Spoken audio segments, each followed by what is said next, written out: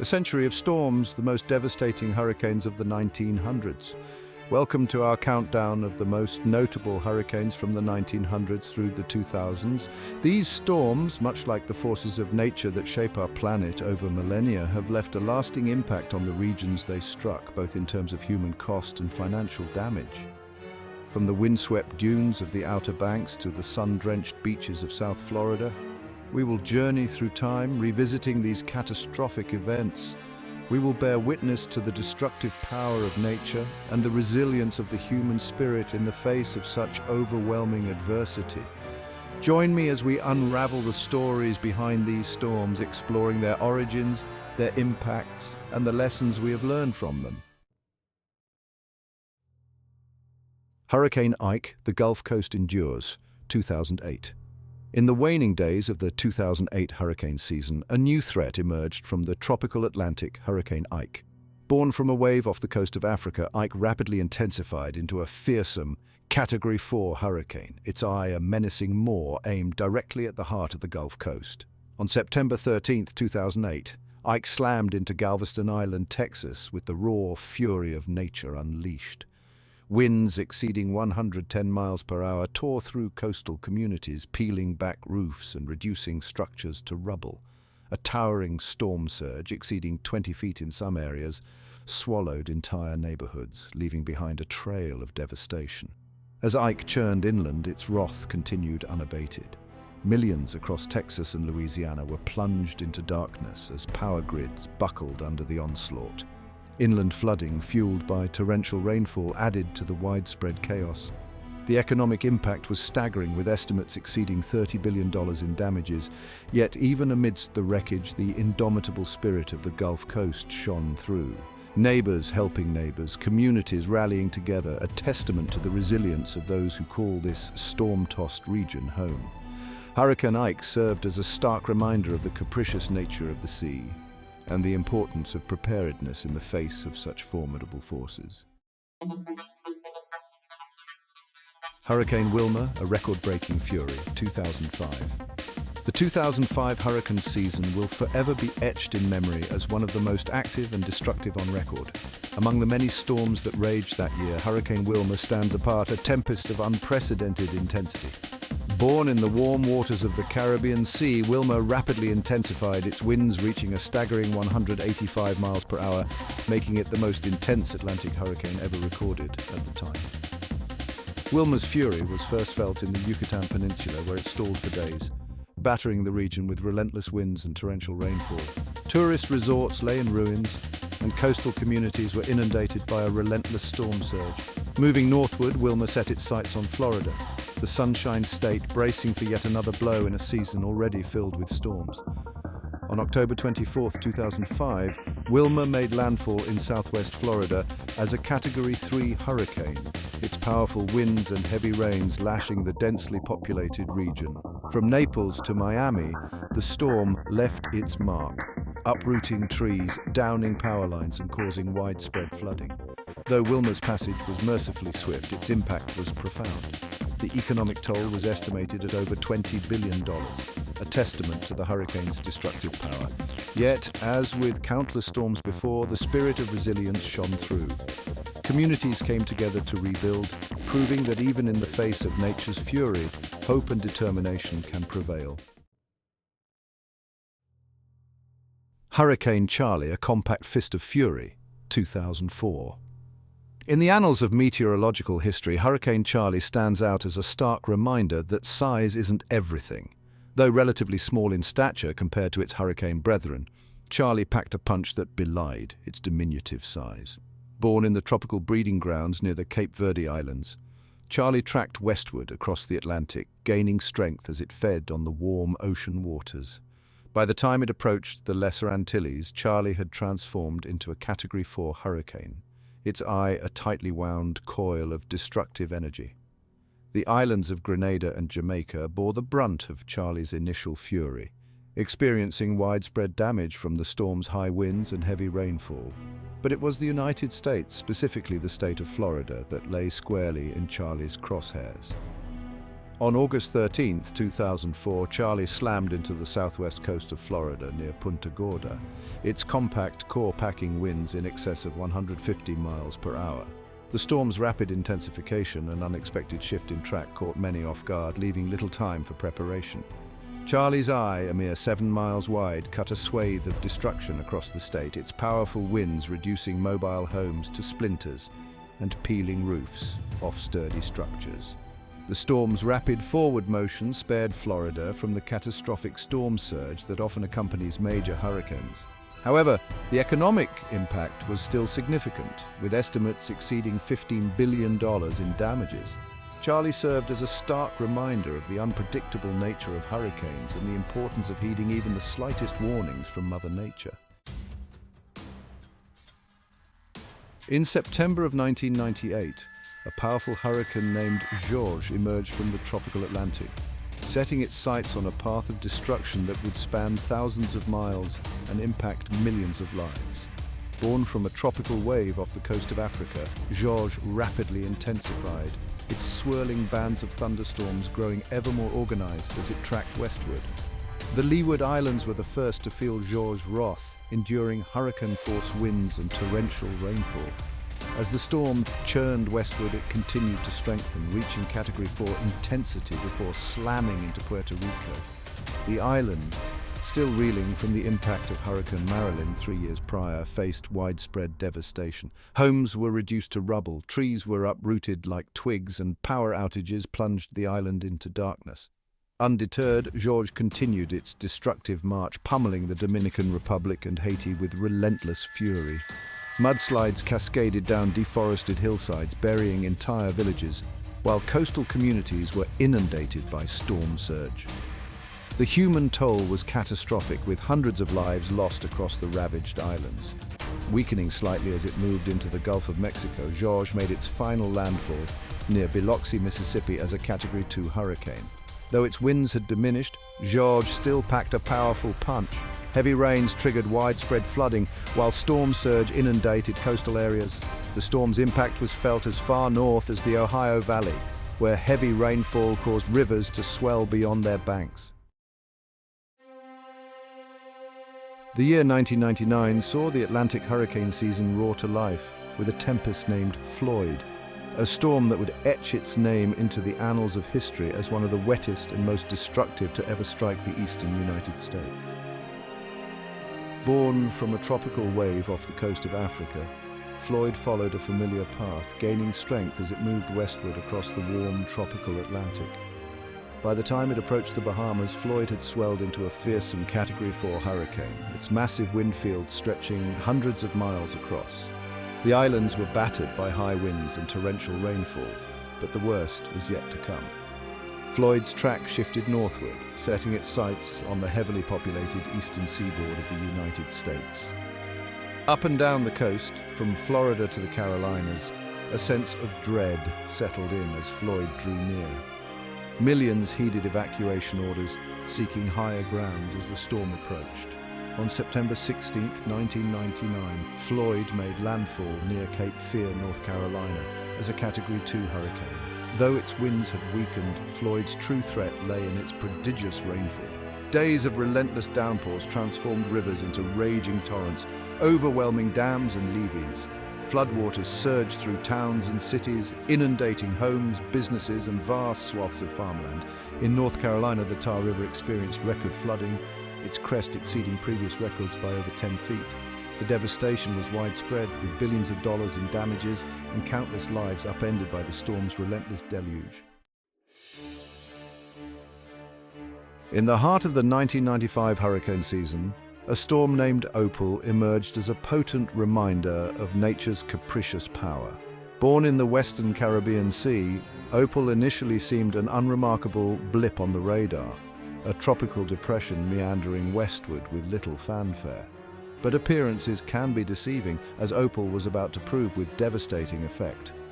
Fueled by the warm waters of the Gulf of Mexico, Opal underwent a period of rapid intensification, transforming from a modest tropical storm into a fearsome Category 4 hurricane in just 48 hours. Its wind speed soared, its pressure plummeted, and its eye, a clear circle at the storm's core, narrowed to a pinpoint, a telltale sign of its growing power. The Florida Panhandle, a slender stretch of coastline known for its pristine beaches and laid-back charm, found itself in Opal's crosshairs.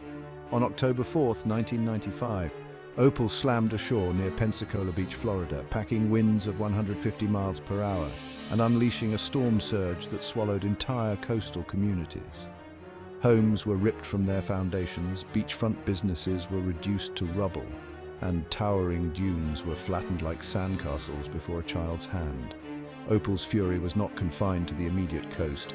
Its powerful winds and torrential rainfall extended hundreds of miles inland, uprooting trees, downing power lines, and triggering widespread flooding. Across the southeast, from Alabama to Georgia, Opal left its mark, a stark reminder that even storms that weaken before landfall can still pack a devastating punch. Chapter 7. Hurricane Hugo, the Carolinas Reel, 1989. In the annals of hurricane history, the name Hugo evokes a visceral reaction, a chilling reminder of nature's raw power unleashed. Born off the coast of Africa in September 1989, Hugo traced a path of destruction across the Atlantic, leaving a trail of devastation in its wake before culminating in a catastrophic landfall on the southeastern coast of the United States. Hugo's journey began innocuously enough, a tropical disturbance gaining strength as it moved westward over the warm tropical waters.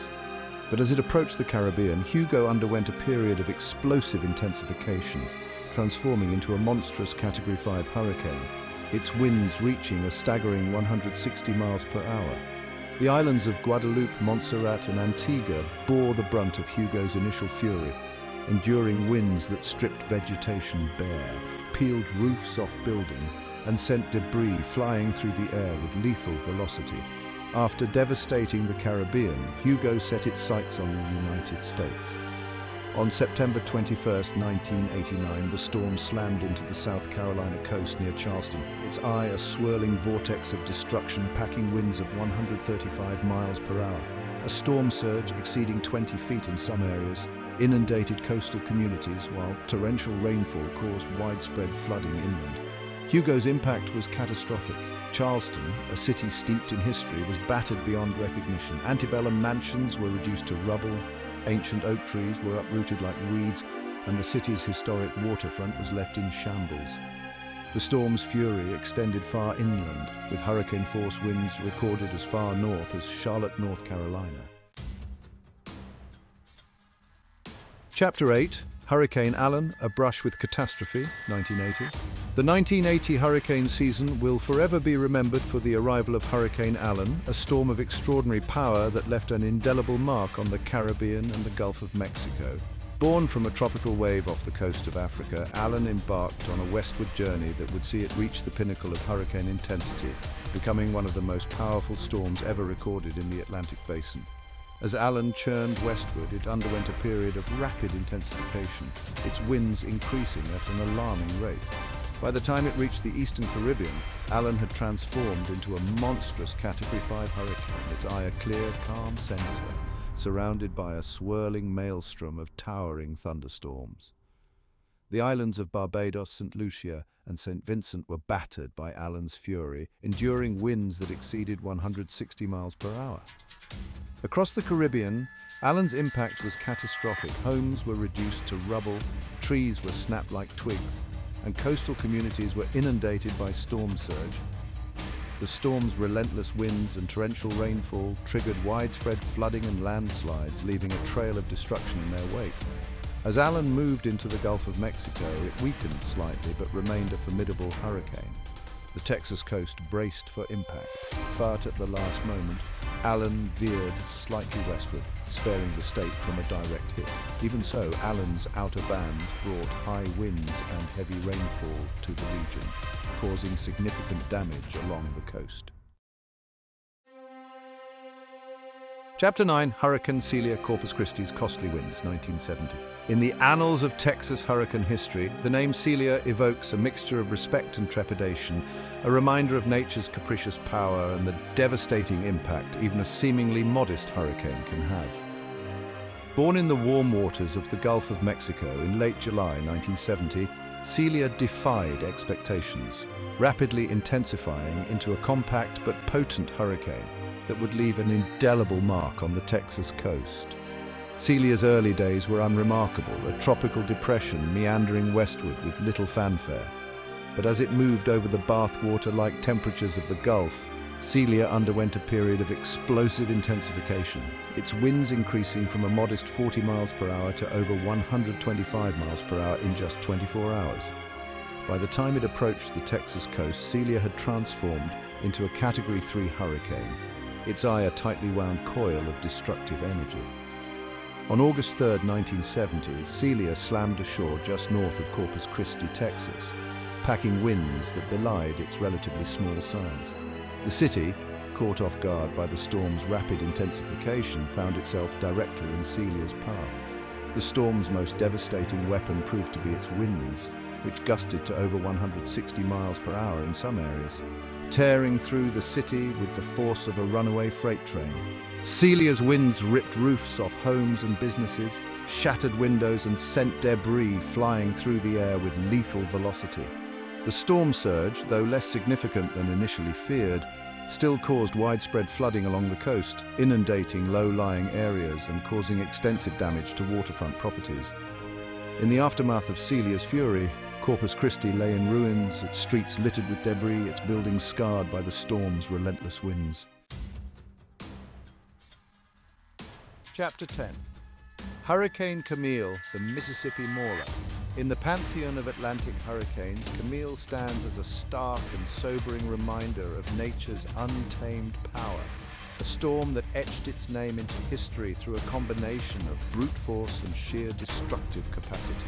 Born in the warm waters of the Caribbean Sea in August 1969, Camille would grow into one of the most intense hurricanes ever to strike the United States, leaving an indelible mark on the Gulf Coast that would take generations to heal. Camille's early life followed a familiar script, a tropical wave gaining strength as it moved westward over the open Atlantic. But as it approached Cuba, Camille underwent a period of explosive intensification, its winds increasing at an alarming rate, transforming it from a modest tropical storm into a monstrous Category 5 hurricane in just 36 hours. Cuba, caught in Camille's crosshairs, endured the storm's full fury, experiencing winds that exceeded 175 miles per hour, torrential rainfall, and a devastating storm surge. After battering Cuba, Camille turned its sights on the Gulf of Mexico, where it continued to churn and intensify, its eye a clear, calm center surrounded by a swirling maelstrom of towering thunderstorms. The Gulf Coast braced for impact, but nothing could fully prepare them for the onslaught that was to come. On August 17, 1969, Camille slammed ashore near Waveland, Mississippi at the peak of its power, packing winds estimated to be near 200 miles per hour, making it one of the most intense hurricanes ever to make landfall in the United States. Camille's impact was immediate and catastrophic. The storm surge, estimated at over 24 feet in some areas, swallowed entire coastal communities, washing away homes, businesses and landmarks as if they were made of sand. Winds exceeding anything ever recorded on land tore through structures, reducing even the sturdiest buildings to rubble. The storm's fury extended far inland, with hurricane-force winds recorded over 100 miles from the coast. Chapter 11. Hurricane Betsy, Billion-Dollar Betsy's Wrath. In the annals of meteorological history, certain hurricanes transcend mere storms, becoming cultural touchstones, their names whispered with a mix of awe and trepidation. Hurricane Betsy, a tempest that roared out of the Atlantic in 1965, earned its place in this pantheon of infamy. Forever known as Billion-Dollar Betsy, a testament to its devastating impact and the indelible mark it left on the Gulf Coast. Betsy's genesis was unassuming enough, a tropical wave meandering off the coast of Africa in late August 1965. But as it moved westward over the warm tropical waters, Betsy underwent a transformation, its winds increasing, its pressure plummeting, its structure becoming more organized and menacing.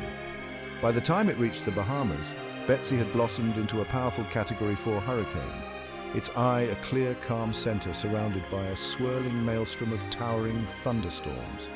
The Bahamas bore the brunt of Betsy's initial fury, enduring winds that exceeded 150 miles per hour, torrential rainfall, and a devastating storm surge.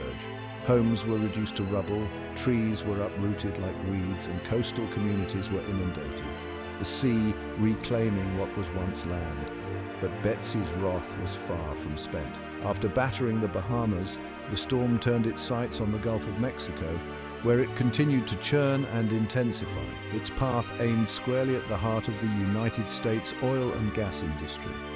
As Betsy approached the Gulf Coast, a sense of dread settled over the region. Evacuations were ordered, businesses were boarded up, and residents braced for the worst. On September 9, 1965, Betsy slammed ashore near Grand Isle, Louisiana, its fury unleashed upon the vulnerable coastline. The storm surge, estimated at over 10 feet in some areas, inundated coastal communities, swamping homes, businesses and infrastructure. Winds exceeding 125 miles per hour tore through structures, ripping roofs off buildings, shattering windows and sending debris flying through the air with lethal velocity. Chapter 12. Hurricane Donna, the East Coast endures. In the annals of meteorological history, certain hurricanes stand out for their sheer tenacity, their ability to traverse vast distances, leaving a trail of destruction in their wake. Hurricane Donna, a tempest that roared out of the Atlantic in 1960, earned its place in this pantheon of long-lived storms, its name synonymous with widespread devastation and the unpredictable nature of these powerful forces of nature. Donna's journey began in the tropical breeding grounds off the coast of Africa in late August 1960. From these humble beginnings, a monster would emerge, a storm that would traverse the Atlantic, wreak havoc in the Caribbean, and leave an indelible mark on the eastern seaboard of the United States. As Donna moved westward, it underwent a period of rapid intensification, its winds increasing, its pressure plummeting, its structure becoming more organized and menacing. By the time it reached the Leeward Islands, Donna had transformed into a powerful Category 4 hurricane, its eye a clear, calm center surrounded by a swirling maelstrom of towering thunderstorms. The islands of the eastern Caribbean were the first to feel Donna's wrath. Winds exceeding 140 miles per hour lashed the islands. Torrential rainfall triggered widespread flooding and landslides, and the storm surged. A wall of water pushed ashore by the hurricane's powerful winds inundated coastal communities. Homes were reduced to rubble, trees were uprooted like weeds, and the once paradisiacal islands were left battered and scarred. But Donna's fury was far from spent. After devastating the Leeward Islands, the storm continued its westward march, setting its sights on the Greater Antilles. Puerto Rico, Hispaniola, and the Bahamas all lay in Donna's path, and none were spared the storm's wrath. Winds exceeding 100 miles per hour lashed the islands. Torrential rainfall caused widespread flooding and mudslides, and the storm surge inundated coastal communities, swamping homes, businesses, and infrastructure. The human toll was significant, with dozens of lives lost and countless others injured or displaced by the storm's relentless assault. Chapter 13. Hurricane Audrey, the Gulf Coast Sorrow, 1957. In the annals of hurricane history, certain storms transcend mere meteorological events, becoming etched in memory as harbingers of tragedy, their names whispered with a mix of sorrow and reverence for the lives lost and the lessons learned. Hurricane Audrey, a tempest that roared out of the Gulf of Mexico in 1957, stands as a stark reminder of the capricious nature of these powerful storms and the importance of heeding nature's warnings. Audrey's genesis was unassuming enough, a tropical depression forming in the warm waters of the Gulf of Mexico in late June 1957. But as it drifted northward, Audrey underwent a period of rapid intensification, its winds increasing, its pressure plummeting, its structure becoming more organized and menacing. By the time it approached the Texas-Louisiana coastline, Audrey had transformed into a powerful Category 4 hurricane, its eye a clear, calm center surrounded by a swirling maelstrom of towering thunderstorms. As Audrey approached the coast, a sense of urgency gripped the region. Evacuations were ordered, but many residents, lulled into a false sense of security by the storm's relatively small size and the fact that it was early in the hurricane season, chose to ride out the storm at home. It was a decision that many, would come to regret. On June 27, 1957, Audrey slammed ashore near the Texas-Louisiana border, its fury unleashed upon the unsuspecting coastline. The storm surge, estimated at over 12 feet in some areas, proved to be Audrey's deadliest weapon. The low-lying coastal communities, caught off guard by the storm's rapid intensification and the sheer volume of water pushed ashore, were inundated. Homes swept off their foundations, businesses reduced to rubble, and countless lives lost in the raging floodwaters. Winds exceeding 100 miles per hour exacerbated the devastation, tearing through structures, downing power lines, and turning debris into deadly projectiles. In the annals of meteorological history, certain hurricanes etch their names in memory not just for their intensity, but for the vast distances they traverse, leaving a trail of destruction across multiple continents. Hurricane Hazel, a tempest that roared out of the Atlantic in 1954, was one such storm, its name synonymous with widespread devastation and the capricious nature of these powerful forces of nature. Hazel's journey began in the tropical breeding grounds off the coast of Africa in early October 1954. From these humble beginnings, a monster would emerge, a storm that would traverse the Atlantic, wreak havoc in the Caribbean, and leave an indelible mark on the eastern seaboard of North America, its fury extending all the way to Canada. As Hazel moved westward, it underwent a period of rapid intensification, its winds increasing, its pressure plummeting, its structure becoming more organized and menacing. By the time it reached the Caribbean, Hazel had transformed into a powerful Category 4 hurricane, its eye a clear, calm center, surrounded by a swirling maelstrom of towering thunderstorms. The islands of the eastern Caribbean were the first to feel Hazel's wrath. Winds exceeding 150 miles per hour lashed the islands. Torrential rainfall triggered widespread flooding and landslides, and the storm surge, a wall of water pushed ashore by the hurricane's powerful winds, inundated coastal communities. Homes were reduced to rubble, trees were uprooted like weeds, and the once paradisiacal islands were left battered and scarred. But Hazel's fury was far from spent. After devastating the Caribbean, the storm continued its westward march, setting its sights on the southeastern United States. On October 15, 1954, Hazel slammed ashore near Calabash, North Carolina, packing winds of 140 miles per hour and unleashing a storm surge that inundated coastal communities. Homes were swept off their foundations, businesses reduced to rubble, and countless lives were lost in the raging floodwaters. Hazel's winds, exceeding anything ever recorded in the region, tore through structures, downing power lines and turning debris into deadly projectiles. The storm's fury extended far inland, with hurricane-force winds recorded over 100 miles from the coast. In the annals of meteorological history, certain storms transcend mere natural disasters, becoming etched in time as benchmarks of fury, their names whispered with a mix of awe and trepidation. The Labor Day hurricane of 1935, a tempest of unparalleled intensity that carved a path of devastation across the Florida Keys, stands as one such storm, a stark reminder of the destructive power nature can unleash upon the world. Born in the tropical breeding grounds off the coast of Africa in late August 1935, this unnamed storm, forever known by the date of its most infamous act, began its journey innocuously enough, a tropical wave meandering westward with little fanfare. But as it moved over the warm waters of the Atlantic, fueled by the intense heat of late summer, it underwent a transformation, its winds increasing, its pressure plummeting, its structure becoming more organized and menacing. By the time it reached the Bahamas, the Labor Day hurricane had transformed into a meteorological monster, a Category 5 hurricane of unprecedented intensity, its eye a clear, calm center surrounded by a swirling maelstrom of towering thunderstorms. The Bahamas, caught in the storm's initial crosshairs, endured winds exceeding 160 miles per hour, torrential rainfall, and a devastating storm surge. Homes were reduced to rubble, trees were uprooted like weeds, and coastal communities were inundated, the sea reclaiming what was once land.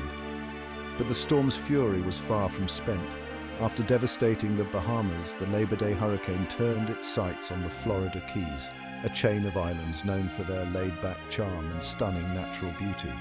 They would soon become a testament to nature's raw power. On September 2nd, 1935, the Labor Day hurricane slammed into the Florida Keys with unimaginable fury. The storm surge, estimated at a staggering 18 to 20 feet, swallowed entire islands whole, washing away homes, businesses, and infrastructure as if they were made of sand. Winds exceeding 200 miles per hour tore through structures, reducing even the sturdiest buildings to rubble. The Florida Keys, once a paradise on Earth, were transformed into a wasteland littered with debris, the air thick with the stench of salt water and decay. In the annals of hurricane history, certain storms transcend mere natural disasters, becoming etched in time as turning points, forever altering the landscape and shaping the destiny of the regions they impact. The Great Miami Hurricane of 1926, a tempest of extraordinary power and destructive force, stands as one such storm, its legacy forever intertwined with the transformation of Miami and the burgeoning development of South Florida. The Roaring Twenties, an era of unprecedented prosperity and unbridled optimism, had ushered in a period of explosive growth in South Florida. Miami, once a sleepy fishing village, was rapidly transforming into a bustling metropolis, its skyline dotted with newly constructed hotels, resorts, and luxury residences, a testament to the allure of sun, sand, and the promise of a brighter future. But amidst this intoxicating cocktail of progress and prosperity, nature was preparing to deliver a stark reminder of its raw power. In September 1926, a tropical disturbance formed in the warm waters of the Atlantic Ocean, far from the Florida coast. Initially, it seemed an unremarkable blip on the radar, a common occurrence during hurricane season. But as it moved westward, fueled by the intense heat of late summer, the storm underwent a transformation, its winds increasing, its pressure plummeting, its structure becoming more organized and menacing. By the time it reached the Bahamas, the storm had transformed into a powerful Category 4 hurricane. Its eye, a clear, calm center surrounded by a swirling maelstrom of towering thunderstorms. As the hurricane approached the Florida coast, a sense of unease settled over the region. Weather forecasts, still in their infancy, struggled to accurately predict the storm's path and intensity. Evacuations were ordered, but many residents, lulled into a false sense of security by the booming economy and the belief that Miami was immune to such catastrophic storms, chose to ride out the storm at home. It was a decision that many would come to regret. These hurricanes, each a story of devastation and resilience, reflect the increased severity and financial damage of storms as populations and coastal development grew throughout the 20th century. As we have journeyed through time, witnessing the raw power of nature unleashed, we have also witnessed the indomitable spirit of humanity, the unwavering resolve to rebuild and adapt in the face of adversity. While many of these storms are less financially devastating than modern ones due to inflation and economic growth, their impacts were still immense for their time. The images of shattered coastlines, flooded communities, and the human toll of these storms serve as a stark reminder of the importance of preparedness, the need for robust infrastructure, and the critical role of accurate forecasting and timely warnings. As we look to the future, the lessons learned from these past storms will continue to guide us. By understanding the forces that shape these powerful events, by investing in resilient infrastructure, and by working together to mitigate the impacts of climate change, we can strive to create a safer and more sustainable future for all who call these storm-prone coastlines home. Thank you for watching and stay safe.